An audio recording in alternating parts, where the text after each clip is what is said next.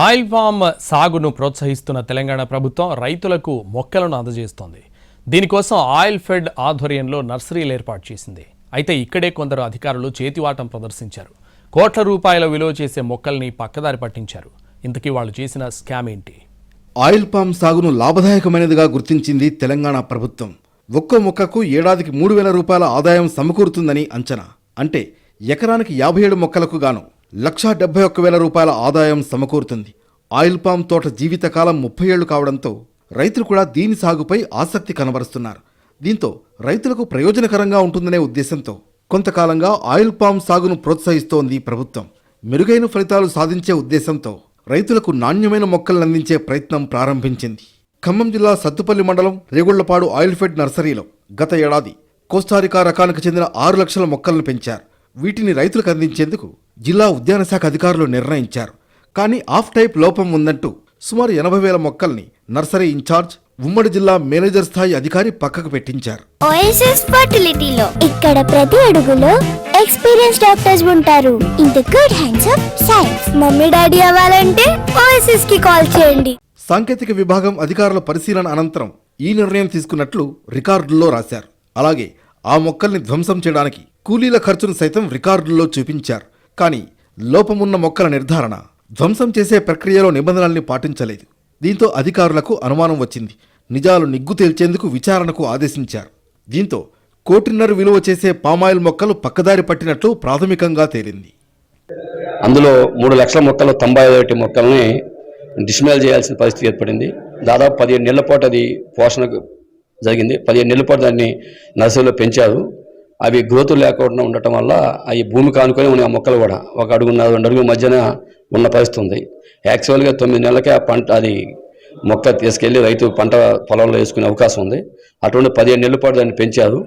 పెంచిన తర్వాత ఏం చేయాలో చెప్పేది అంటే జన్యులోపం ఉంది అని చెప్తున్నారు.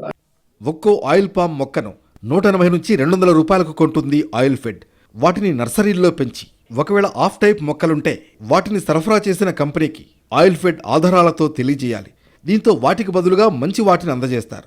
కానీ ఆఫ్ టైం అంటూ 80,000 మొక్కల్ని పక్కదారి పట్టించడంతో ఏం చేయాలో అర్థం కాక తలలు పట్టుకుంటున్నారు ఉన్నతాధికారులు. స్కామ్ జరిగిందని గుర్తించాక Regallapadu nursery incharge Prithvilal, field assistant కృష్ణారావును సస్పెండ్ చేశారు.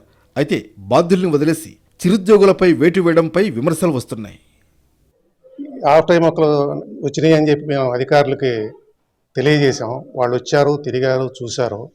వాళ్ళు కూడా అందులో ఒక 94 మొక్కలు మాత్రమే ఉన్నాయని చెప్పి వాళ్ళే నిర్ధారణ చేశారు. బోరాన్ వేయండి, లేకపోతే మెగ్నీషియం సల్ఫేట్ వేయండి, ఇట్లా రకరకాల మందులు చెప్పి మాతో ఇంకా అధికంగా ఖర్చు పెట్టించి మమ్మల్ని ఆర్థిక నష్టానికి గురి చేస్తున్నారు.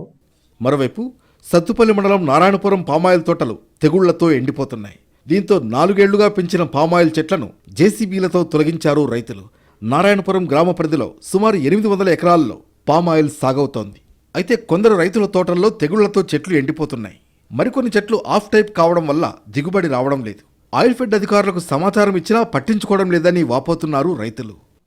ఈ తోటలో ఏంటంటే జన్యుపరమైన లోపాలున్న కొన్ని మొక్కలు కొన్ని కనబడ్డాయి. ఆల్మోస్ట్ ఒక 40 మొక్కల దాకా ఇప్పుడు మేము గుర్తించడం జరిగింది. ఈ 40 మొక్కల్ని ఖచ్చితంగా తీసేయాల్సిందే. కాకుండా ఇంకోటి ఏంటంటే ఇంతకు ముందు పాత దీంట్లో 115 మొక్కలు ఆల్రెడీ తీసేసామన్నారు. సుమారుగా 300 మొక్కలు స్టెమ్ రాట్ అయితే, బడ్ రాట్ అయితే, ఇంకొక పేరు అయితే వాటితో విపరీతంగా తెగుళ్ళు చనిపోతున్నాయి. తోటల్లో చూసి ఇక్కడ ఈ పరిస్థితి చూసి ఆయన చాలా దారుణంగా ఉంది. మీరు సివియర్గా దీని మీద మీరు ఇంటెన్సివ్ కేర్ తీసుకొని రేపటి నుంచి స్పెషల్ డ్రైవ్ పెట్టి ఈ గ్రామంలో ఉన్న అన్ని తోటల్ని పరిశీలించి అందరికీ ప్రికాషనరీ మెథడ్స్ నేర్పండి అని చెప్పారు. మొత్తానికి ఆఫ్ టైప్ మొక్కలు, చీడపీడలతో నష్టపోతున్న తమను ప్రభుత్వమే ఆదుకోవాలని కోరుతున్నారు ఆయిల్ పామ్ రైతులు.